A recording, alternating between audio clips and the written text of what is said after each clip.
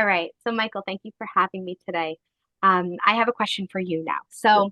How do you think the higher education environment currently addresses the role of accessibility in instructional design initiatives, and how does it connect to creating learning spaces for student success? Yeah, well, I've been at Columbia for a while, so I'm gonna think about it and talk about it through the lens of working at Columbia, because there's a ton of things that I think they do really well, and I want to give a couple shout outs too. In terms of an institution of higher education leaning into accessibility, Columbia has developed a website of guidelines, accessibility.columbia.edu, which is pretty fantastic. So a standard across the whole university of accessibility guidelines, I think is awesome. Um, they have a teaching and learning center, a place that I started my journey at Columbia, 30 people strong that will help faculty. Would love for a faculty member to come in and with questions about making a more accessible class, they'd be happy to help. And they also provide workshops and all kind of stuff around accessibility. So that's an awesome asset. Um, Columbia uses the Canvas LMS, and in Canvas, it's very good at making accessible courses. They also have a Canvas accessibility checker, which all of my colleagues use when they're building courses in Canvas, checks to make sure that things are properly accessible, the tags, could it be read by readers? So that accessibility checker is great.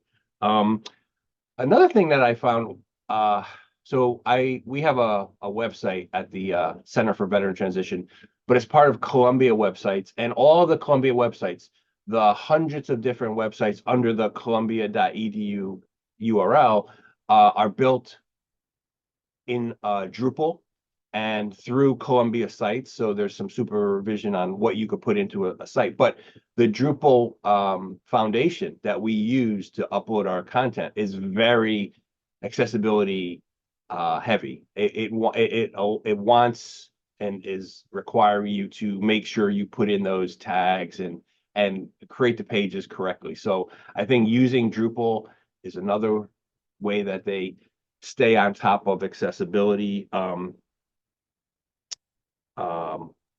And we have LinkedIn Learning, like free courses. All Columbia members can take LinkedIn Learning courses for free. I uh, I chair a small group called the Digital Community at Columbia, the DCC. We get together and talk about how we could up the games of instructional design and accessibility. And those are all like university level things. The other thing that I see really important for this conversation is everywhere I go on campus, there are people that are super good at accessibility. So I think about my time at CTL, my time at SPS, professional studies. There's always someone there that's like really, really into accessibility. And those people are all over the university and they're really the go-to people and they care a lot. So there's people on the ground that believe accessibility, digital accessibility is a super important thing. And they try to spread it across the university. And then from the top down, I think the university has been doing a lot to up the game of digital accessibility. So that's just from my vantage point. You make two great points. It's the creating the culture and Mhm. having individuals who really believe and participate and engage and share out within a university, but it's also engaging with software and technology that, an institution can't do everything in-house, right? We Right. do have to use outside um, applications.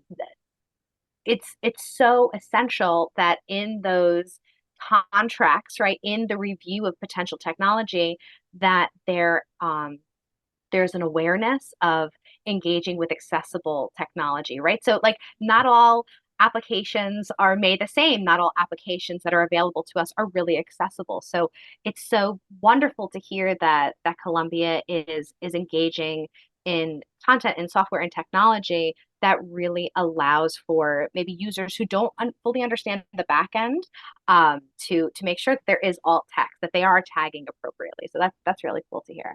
Yeah, I agree. It's a two pronged approach.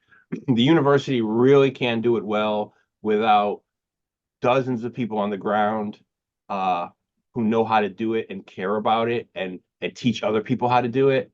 And those people, it would be 10 times harder for them to do everything they wanted to do if Columbia wasn't providing the funding and the desire to, have the best tools that they could possibly have. So it takes both, but I see it happening at Columbia very, very well. So thanks for asking. Yeah.